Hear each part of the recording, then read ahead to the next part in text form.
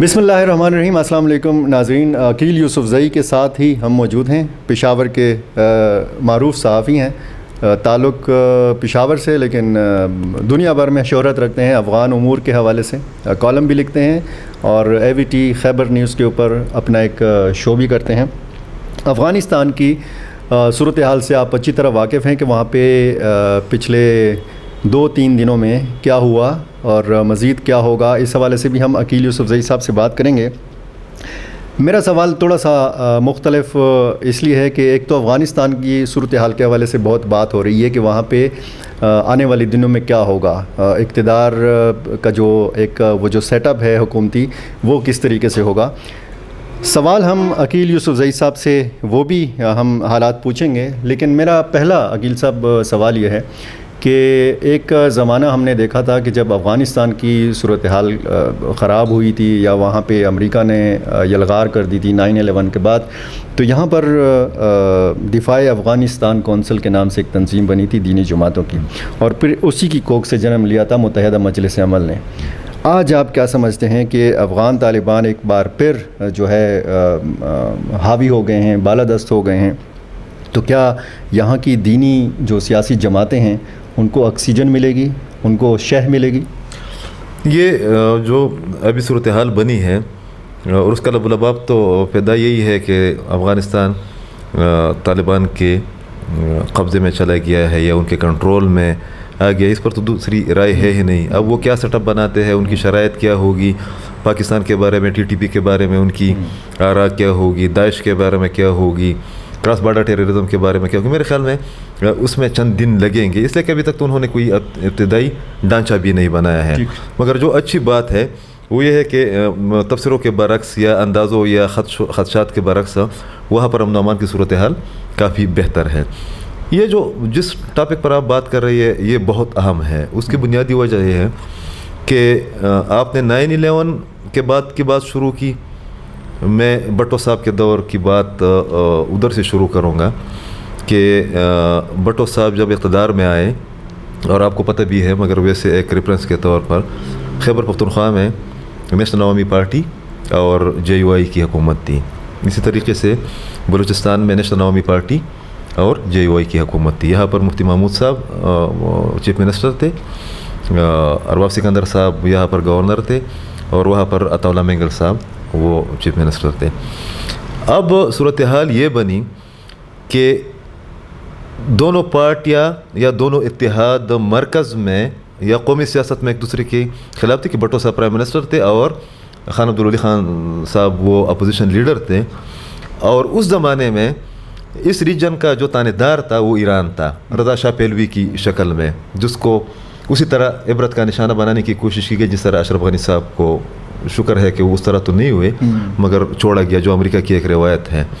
वो जो दो हुकूमतें फिर बाद में हैदराबाद साजिश केस और नेब पर पाबंदियाँ, हयात खान शेरपाव की शहादत और क़िलात में अफ़गानिस्तान के क़िलात कैंप बड़ा मशहूर था, बलोच और पश्तून नेशनलिस्टों को, पश्तून ज़ल्मी को ट्रेनिंग देने वगैरह के लिए, बहुत लंबी कहानी है। एनी हाउ वो जो हुकूमतें ख़त्म हुई उस वक्त से पता चला कि पाकिस्तान के इन दो सूबों की सियासत पर अफ़गानिस्तान और पाक अमरीका ताल्लुक़ात और ईरान का जो एक रोल है वो हमेशा गालिब रहा है।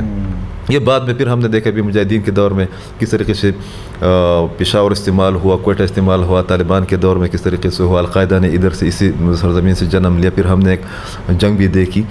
आपने 9/11 की बात की, जो माहौल बना था उसमें सब लोगों की हमदर्दियाँ MMA के पास थी, एस्टेब्लिशमेंट की थी ही, मगर MMA में ऑलरेडी इतनी बड़ी पार्टियाँ थी।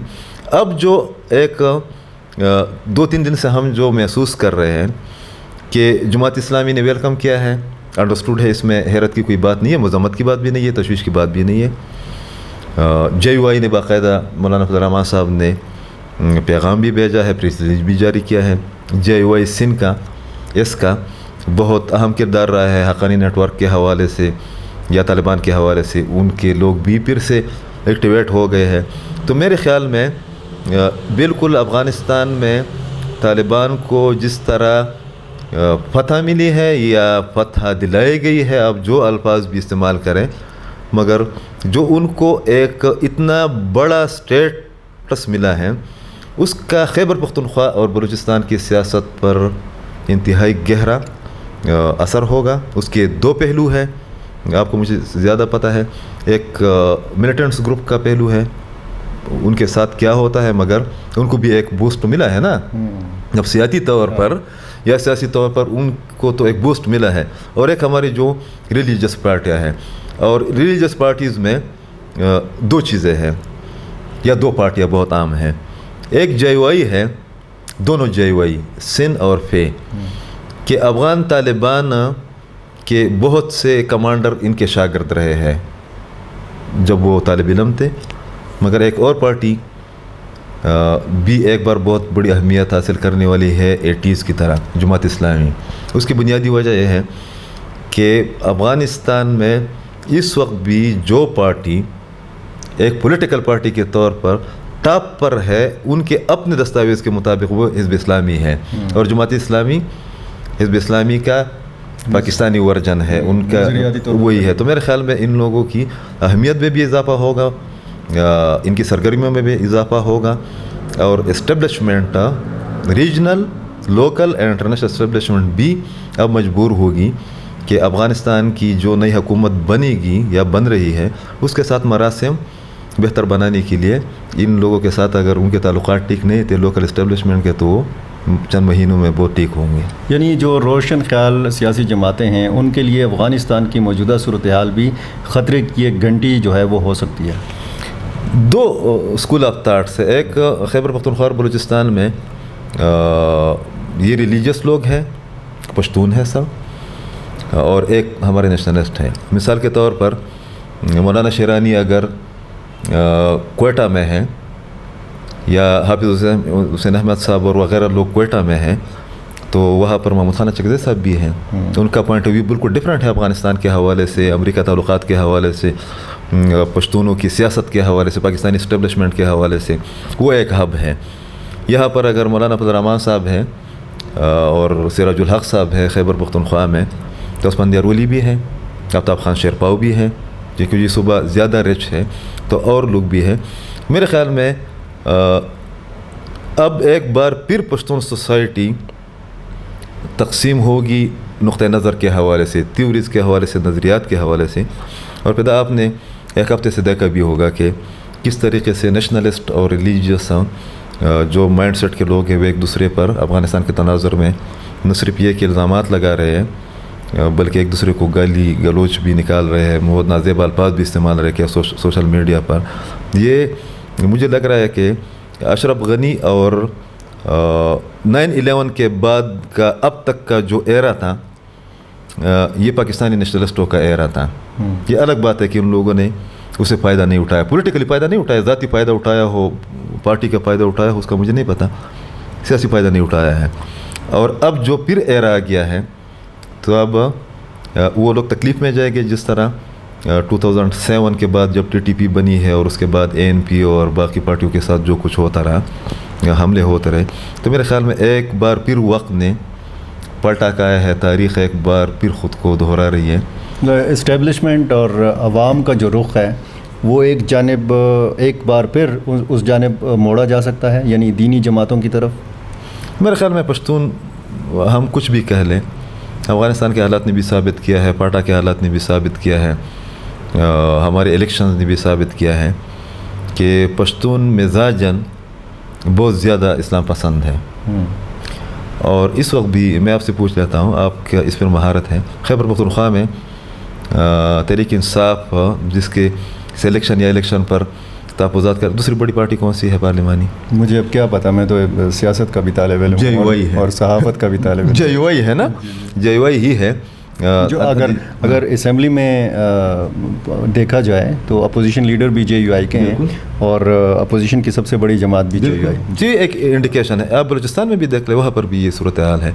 تو میرے خیال میں ایک بیانیے میں اب یہ ایک ڈبیٹ ہونی چاہیے, اس بیانیے میں افغانستان کے حالات کے تناظر میں یا پاکستان کے پشتون بیلٹ کے حالات کے تناظر میں, کہ ایک ایمرجنگ سچویشن بھی میں دیکھ رہا ہوں مستقبل قریب میں, مذہبی اور قوم پرست حلقوں کے درمیان، اور شاید کہ چند دنوں میں صورتحال واضح ہو جائے گی کہ جس طریقے سے افغان طالبان نے بھی لبرلز کو یا نان پشتونز کو یا اینٹی پشتونز کو یا اینٹی طالبان کو جو اہم ایلیمنٹس ہیں ان کو اپنے ساتھ لے کر چلنے کی کوشش کی ہے یا کوششیں ہو رہی ہے، تو میرے خیال میں وہ پاکستان کے لیفٹ اور رائٹ کے سیاستدانوں کے لیے ایک سبق بھی ہے، اور اس فارمولے کا اگر وہ عملی ہوتا ہے تو یہاں کی سیاست پر بھی اس کا اثر پڑے گا۔ ایک دوسری نہیں عقیل صاحب، اگر قوم پرست جماعتیں ہیں اور دینی جماعتیں، وہ آپ یہ کہنا چاہ رہے ہیں کہ یہ قریب ہو سکتی ہیں اور اس میں ایمل ولی کے بیانات کا بھی کردار ہوگا؟ نہیں، ایمل ولی صاحب کو چاہیے کہ وہ اس نازک مرحلے میں بہت زیادہ احتیاط کا مظاہرہ کرے۔ یہ ایک نازک دور سے ان کی پارٹی بھی گزر رہی ہے، ان کی پارٹی نے بہت قیمت چکائی ہے اپنے ایک پالیسی کی، وہ ان کی مرضی تھی، انہوں نے اپنی مرضی سے بنائی، مگر اسی پالیسی کے نتیجے میں عام لوگ بھی تو بہت مارے گئے ہیں۔ ایک چیز جو کہ آپ ہی کے توسط سے میں اس کی توجہ جو آپ کے سننے والے ہیں ان کی طرف مبذول کرانا چاہوں گا، وہ جو ایک مفتی نور صاحب جو ہے، مسعود صاحب، ان کی جو ایک کتاب ہے انقلاب مسعود، اس کتاب میں نور ولی مسعود صاحب، اس کتاب میں بہت سے اشارے اس طرح کے موجود ہیں کہ وہ یہ ثابت کرنے کی کوشش کر رہے ہیں کہ یہ جو تحریک ہے یا تھی TTP، تو وہ اس کو پشتون نیشنلزم کے تناظر میں ایکسپلین کرتے ہیں اپنی کتاب میں۔ بہت معلوماتی کتاب ہے، بہت زبردست، بہت بڑی کتاب ہے، اور اس کو کیٹیگرائزیشن اس نے اس طرح کی ہے کہ ایک تو یہ قبائل کی یا مسعود قبیلے کی تحریک تھی، اس کے بعد قبائل کی بنی ہے، اس کے بعد یہ پشتونوں کی بنی ہے، اور ان کی چند سٹیٹمنٹس آپ دیکھ بھی لیں۔ ایک وقت میں PTM کے حق میں بھی ان کی ایک سٹیٹمنٹ آئی تھی کہ یہ پشتونوں کے ساتھ زیادتی ہو رہی ہے۔ ایک وقت میں MQM کے خلاف حکیم اللہ مسعود کی ایک تھریٹ، ایک دھمکی آئی تھی کہ آپ پشتونوں کے ساتھ زیادتی کر رہے ہیں، کیونکہ یہ نیچرل چیزیں ہیں۔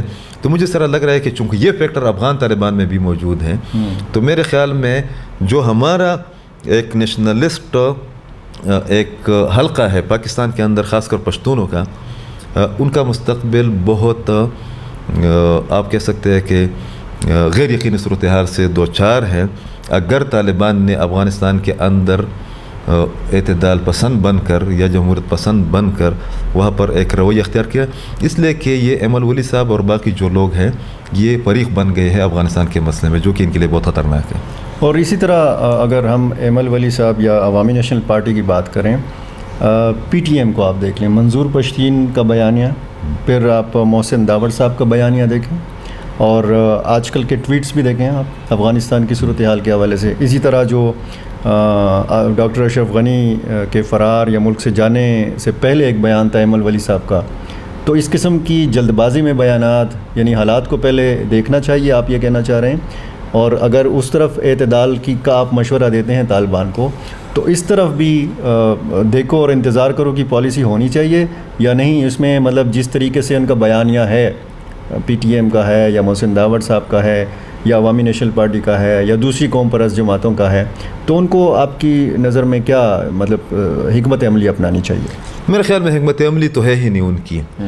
دیکھیں، یہی پارٹی جب اقتدار میں تھی 2008 کے بعد 13 تک، تو میاں افتخار صاحب جب بریفنگ دیا کرتے تھے، آپ ادھر موجود ہوا کرتے تھے ایز سینئر رپورٹر، تو کبھی کبھار اگر آپ نے آنکھیں بند کی ہوتی تو آپ کو اس طرح لگ رہا تھا کہ ISPR کا کوئی بندہ جو ہے نا وہ بات کر رہا ہے۔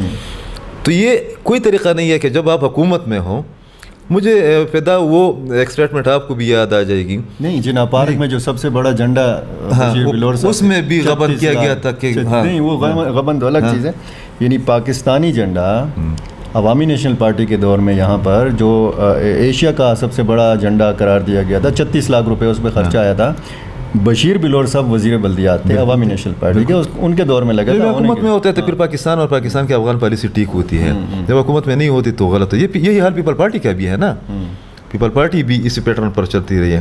آپ کو یاد ہوگا جب TTP کے ساتھ یا سواتی طالبان کے ساتھ معاہدہ کیا گیا، تو اسی رات کو مین سٹریم TV چینلز پر ظاہر ڈیبیٹ ہونی تھی، تو میاں افتخار صاحب نے جھگڑا کیا تھا ایک ویڈیو کے اوپر. سمر من اللہ ایک سماجی کارکن ہے, ہماری پشتون ہے, بہت اچھی فلم. ہاں, اور وہ اتنے بے بس ہو گئی تھی, اور میاں افتخار صاحب نے اتنی سخت باتیں کی تھی طالبان کے حق میں اور یہ سماجی تنظیموں کی مخالفت میں, کو آن دے اسکرین ایک ٹی وی چینل پر رونا شروع ہو گئی. یہ ریکارڈ کا حصہ ہے.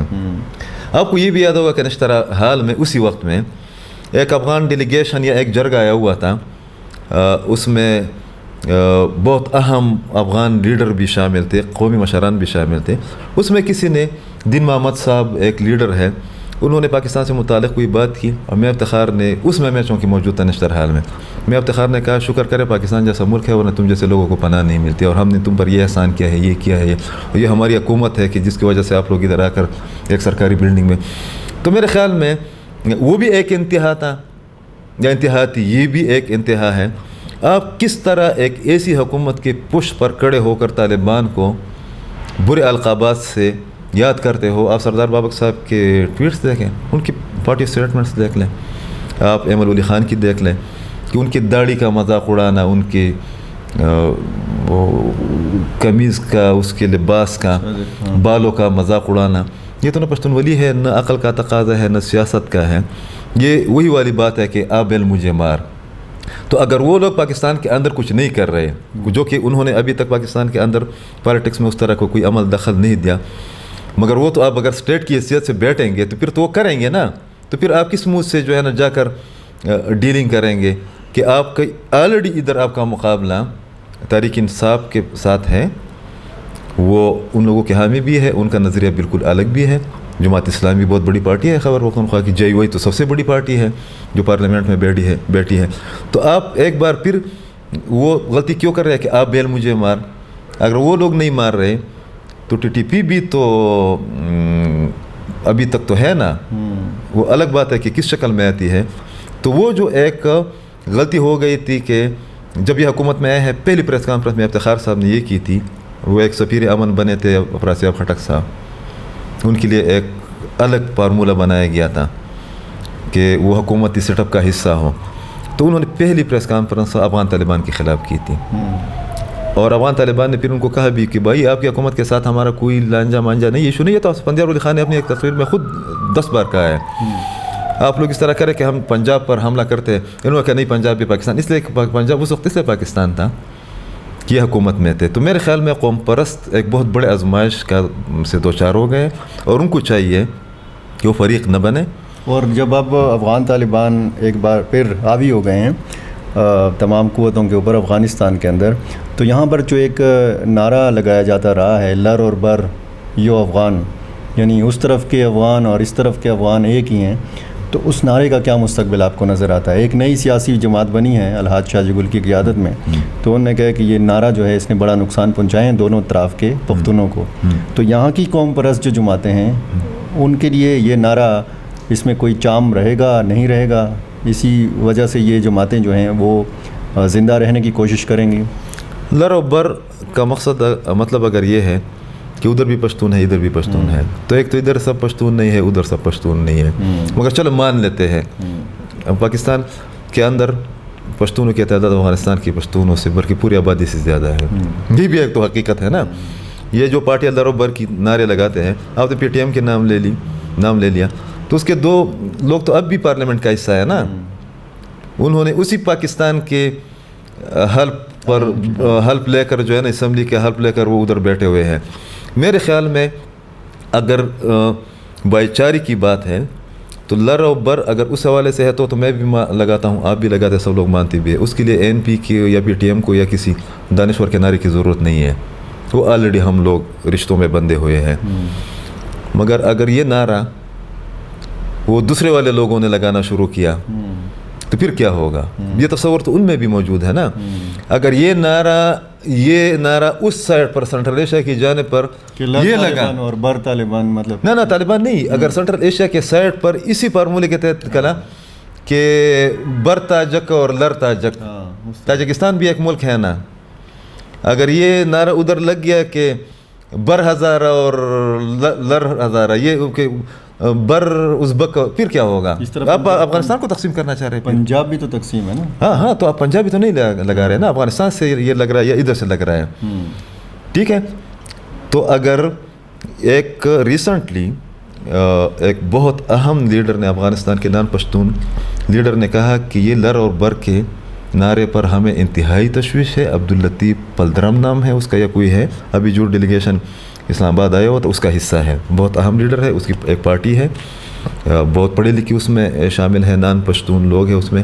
اس نے کہا کہ کل اگر ہم ایک انٹرویو انہوں نے دیا ہے کوئی 1 مہینے پہلے، کل کو اگر ہم نے یہ نعرہ ازبکستان کے ساتھ لگایا، یہ نعرہ اگر ہم نے تاجکستان کے ساتھ لگایا، تاجکوں نے لگایا یا ازبکوں نے لگایا جو کہ افغانستان میں رہ رہے ہیں، تو پھر کیا ہوگا؟ میرے خیال میں اس والے تصور سے یا نرگسیت سے نکل کر اس بات پر توجہ دینے کی ضرورت ہے کہ پشتونوں کے 2 ملک ہے، ایک پاکستان ہے اور ایک افغانستان ہے. تو اس سے بجائے اس کے کہ آپ کا ایک ملک ہو، اگر 2 ہے تو اس میں کسی کو اعتراض ہونا چاہیے؟ میرے خیال میں تو نہیں ہونا چاہیے. اور آپ والی بات کہ پنجاب بھی تقسیم ہوا ہے، کشمیر بھی تقسیم ہوا ہے، سندھ بھی تقسیم ہوا ہے، یہ لوگ کیوں نعرہ لگا رہے ہیں، وہ کیوں نہیں لگا رہے ہیں؟ بہت شکریہ عقیل یوسفزئی صاحب کو. ہم اگلے ولاگس میں بھی زحمت دیتے رہیں گے اور ان سے ان کے معلومات اور ان کے مشاہدات کی بنیاد پر تجزیہ جو ہے وہ لیتے رہیں گے.